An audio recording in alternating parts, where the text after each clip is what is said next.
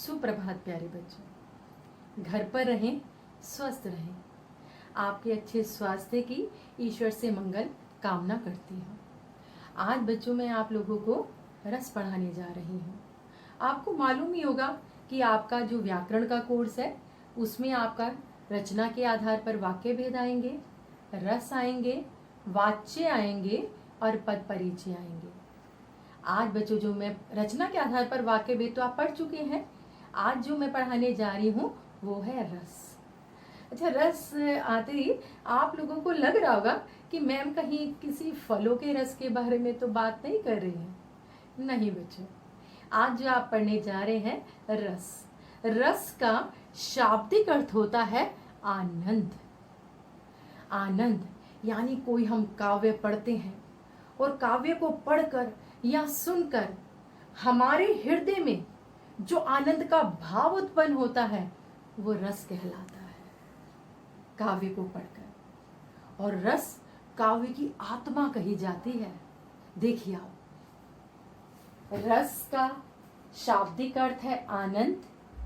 परिभाषा पर आते हैं, किसी काव्य को पढ़ने या सुनने से जो आनंद हमें प्राप्त होता है वही रस है।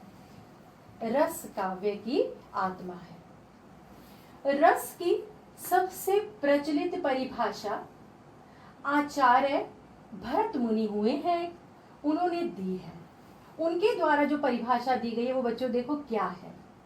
विभावा अनुभाव व्यभिचारी संयोगाद रस निष्पत्ति। अर्थात विभाव, अनुभाव और व्यभिचारी। व्यभिचारी को संचारी भाव भी कहते हैं। व्यभिचारी या संचारी भाव के संयोग से रस की निष्पत्ति होती है। यानी अभी आपका बोर्ड के एग्जाम में अभी एक क्वेश्चन आया भी था कि रस की निष्पत्ति किससे होती है। तो रस की निष्पत्ति आपको पता होना चाहिए बच्चों किससे होती है। विभाव, अनुभाव, संचारी भाव से रस की निष्पत्ति होती है। अब आगे आते हैं बच्चों, देखिए रस के अवयव कितने हैं। रस के अवयव या अंग। रस के अंग, पहला देखिए स्थायी भाव, दूसरा विभाव, तीसरा अनुभाव, चौथा संचारी भाव। अब हम स्थायी भाव की ओर तरफ आते हैं। स्थायी भाव की तरफ, ये स्थायी भाव क्या है देखिए।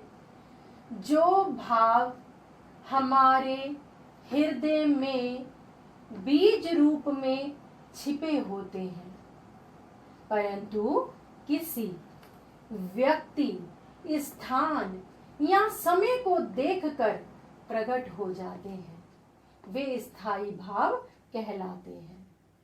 जैसे रति, हास, शोक, क्रोध, उत्साह, घृणा, भय आदि स्थायी भाव है।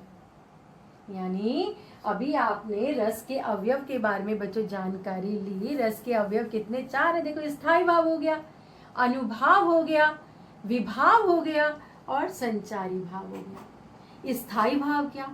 स्थायी भाव हो कि जो इसमें बताया था कि जो भाव हमारे हृदय में छिपे रहते हैं, स्थायी रूप से विद्यमान रहते हैं। लेकिन कभी कोई ऐसा दृश्य देखकर, हंसी का दृश्य देख लेते हैं तो एकदम हंसी आ जाती है, और कोई शोक का दृश्य देख लेते हैं, करुणा भरा दृश्य देख लेते हैं तो एकदम शोक की हृदय में भाव उत्पन्न हो जाता है ना। और कोई प्रेम वाला होता है तो प्रेम का भाव उत्पन्न हो जाता है। कोई भय वाला दृश्य देखते हैं तो एकदम हमारे हृदय में भय का भाव उत्पन्न होता है। यही स्थायी भाव है। ओके, जो रस के अवयव के अंतर्गत अब हम पहले हमने स्थायी भाव पढ़ा, अब हम विभाव की तरफ आते हैं। देखिए विभाव स्थायी भावों के जागृत होने के कारणों को विभाव कहते हैं। यानी आपने स्थायी भाव पढ़ा। स्थायी भाव क्या?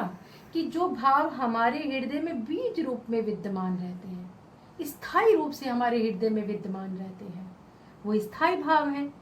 ये रस के अवयव या अंग।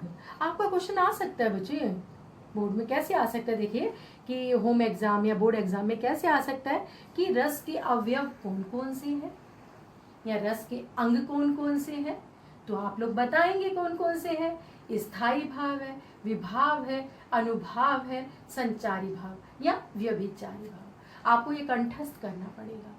ओके, आपने अभी स्थायी भाव पढ़ा, आपको आपसे पूछा जा सकता है कि स्थायी भाव किसे कहते हैं। जो भाव हमारे हृदय में स्थायी रूप से विद्यमान रहते हैं वो स्थायी भाव है। विभाव, अभी आपने विभाव पढ़े।